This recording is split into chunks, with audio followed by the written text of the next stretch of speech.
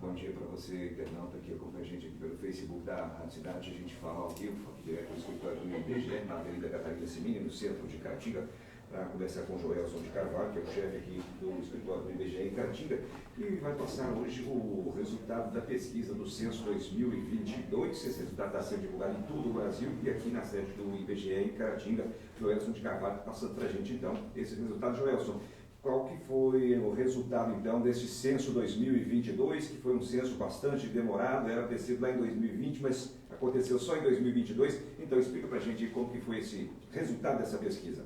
Bom, acho que vale a pena a gente fazer um regresso, né? Ver a história desse censo, porque ele realmente foi muito complicado.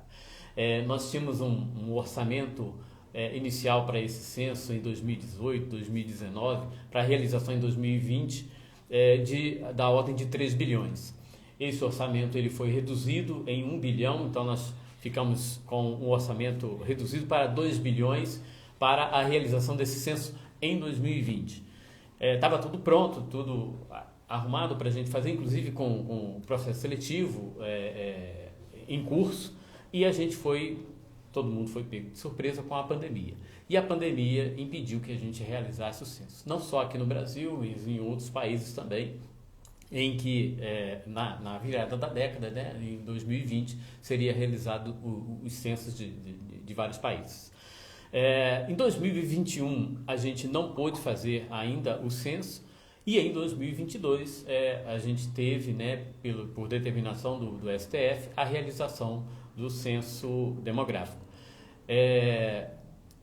Nós tivemos também, durante o censo, uma dificuldade muito grande de encontrar pessoas para trabalhar.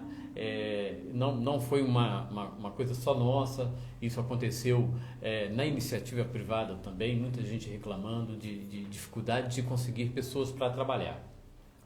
Mas isso acabou fazendo com que a gente estendesse o censo para além do projetado, planejado, né? O planejado era para a gente terminar em outubro, mas a gente não conseguiu terminar. Então nós avançamos novembro, dezembro, algumas localidades em janeiro, fevereiro. Depois que nós terminamos de fazer a cobertura, nós voltamos para fazer uma revisão para verificar se houve alguma área que foi descoberta, alguma área que não foi preenchida mesmo pelo censo.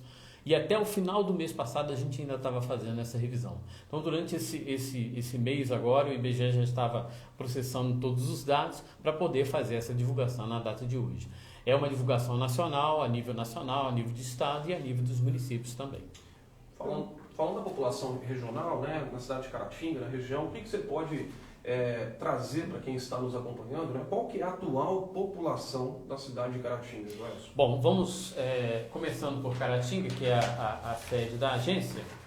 Nós temos o valor final, que está sendo divulgado hoje, de 87.360 habitantes para o município de Caratinga. Para o município de Bom Jesus do Galho, 14.537 habitantes. Para o município de Dom Cavate, 4.904 habitantes. Em Trefolhas, ficou com a população de 5.179. Em Bé de Minas, nós achamos uma população de 6.986 habitantes. Em Apim, teve uma população de 22.692 para o censo de 2022. Piedade de Caratinga, a população passou a ser de 8.529 habitantes. Em Raul Soares, 23.423 habitantes. Santa Bárbara do Leste, 8.458. Santa Rita de Minas, 6.773. São Domingos das Dores, 5.626. São João do Oriente, 7.070. São Sebastião do Anta, 6.194. Ubaporanga, 13.017. Vargem Alegre, 5.780 e Vermelho Novo, 4.899. Esses dados já estão no site do IBGE, www.ibge.gov.br. Qualquer cidadão pode entrar e pode acessar os dados do censo, já os primeiros dados do censo 2022. tanto a população quanto o número de domicílios de cada um desses municípios. Joel, a gente pode observar que nesses municípios da nossa região aqui, em alguns houve um aumento no número de habitantes, em outros essa diminuição. O que pode ser considerado essa elevação aí de resultados? Israel, tudo que a gente puder falar, tudo que a gente falar agora é mera especulação. Os dados iniciais do censo, eles estão a nível de domicílios e população. Os próximos dados, que acreditamos que nos próximos 30 dias deverão ser divulgados, já vão trazer para a gente algumas outras informações que podem trazer uma luz para essa dinâmica populacional. Tá? De qualquer forma, a gente verificou em campo a diminuição de pessoas por domicílio. Isso aí foi verificado, pelo menos foi uma impressão que nós tivemos, que pode ser confirmada através dos próximos dados que saírem. Aquilo que a gente chama de famílias conviventes está sendo muito menos frequente, ou seja, o rapaz que se casa e continua morando na casa dos pais, ou a moça que se casa e continua morando, né, na casa dos pais. Hoje parece que a facilidade de construção ou de obtenção de um novo imóvel ou do aluguel, quem sabe, essas pessoas estão saindo das suas casas e estão indo para fazer a sua própria casa, né? O seu próprio lar, o seu próprio domicílio. Então isso aí a gente observou também. Uma outra característica da nossa região que está muito forte, que a gente precisa realmente fazer um estudo para ver de que forma que isso está nos afetando, é a migração. Tanto a migração para outros lugares, para outros estados, para outras localidades, quanto a migração internacional, que também está muito forte.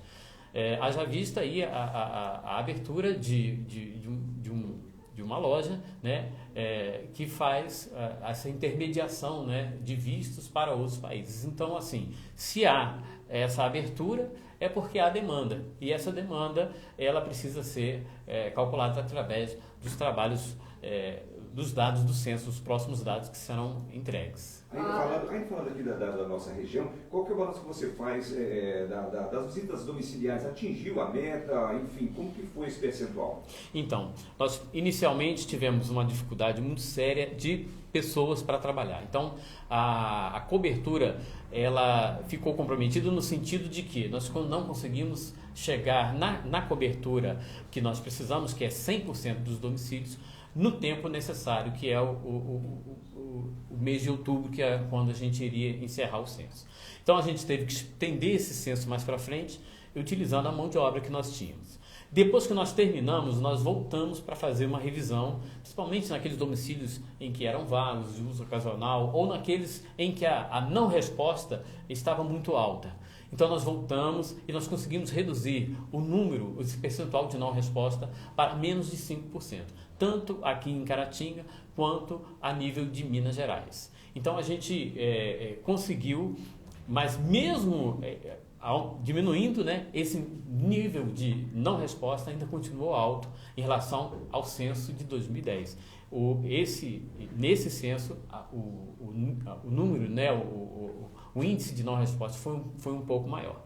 Esse índice de não resposta, ele do jeito que ele está, ele não afeta muito a nossa projeção da população, né? Os dados que estão sendo apresentados aqui, inclusive porque o IBGE faz o processo de imputação. Então, esses domicílios que tinham pessoas lá e em que a gente não conseguiu fazer as entrevistas, foram imputados dados, e aí são esses os valores finais que nós conseguimos coletar para Caratinga e região. Só falar da importância desses dados colhidos, inclusive pela elaboração de políticas públicas a partir daí.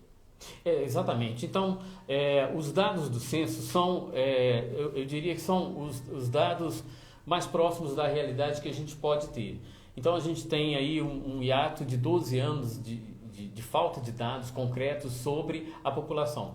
Esse hiato também nos tira até algumas noções, porque a gente não consegue entender, a não ser que a gente faça um censo, aonde está indo essa população, para onde vai essa população ou como essa população está aumentando.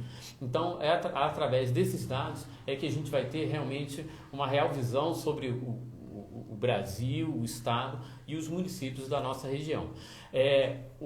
Os dados do censo vão levantar dados sociodemográficos importantes sobre escolaridade, sobre educação, sobre acesso ao trabalho, né, à renda. Então a gente vai ter uma visão melhor de como anda a vida do brasileiro a partir dos dados do censo. Isso vai servir tanto para as políticas públicas, né, para a gente para formulação ou para até a avaliação das políticas públicas, se elas estão atingindo ou não, né, a população que precisa, quanto para a iniciativa privada, né? Imagina que você tenha um empreendimento, está para vir para Caratinga, né, seja ele de que porte for, e ele quer saber se a população que tem esse tipo de perfil é a população que está na nossa região e que aquele investimento vai produzir frutos. Então, tanto serve para as políticas públicas quanto para a iniciativa privada.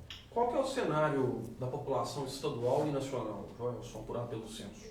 Olha, vamos em termos de taxa de crescimento. Ao final desse censo, nós chegamos a um valor de 203.062.512 habitantes.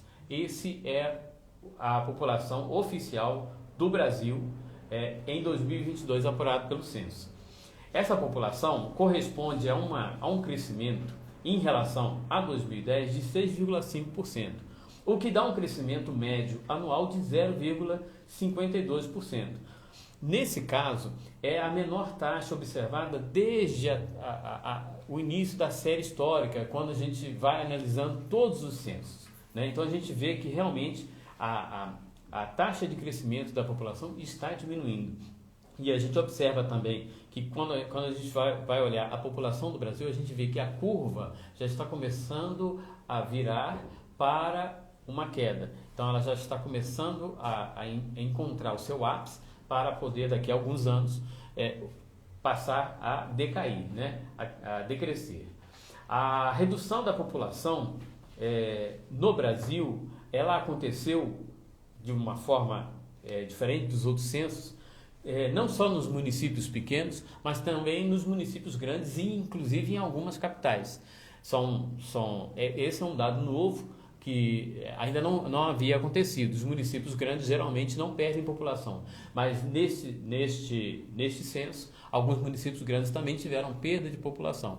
Então a gente vê que é preciso realmente aguardar os outros resultados para que a gente possa ver onde foi essa população, o que aconteceu com essa dinâmica populacional para que essa população tenha diminuído, né? A gente tem visto também que a taxa de natalidade tem diminuído, né? Mas aí a gente precisa dos outros dados para poder bater o martelo e dizer que realmente o crescimento vegetativo, né, que é a diferença entre os nascimentos e os óbitos, está diminuindo. E aí a gente bateu o martelo que realmente o crescimento da população está diminuindo nesse sentido.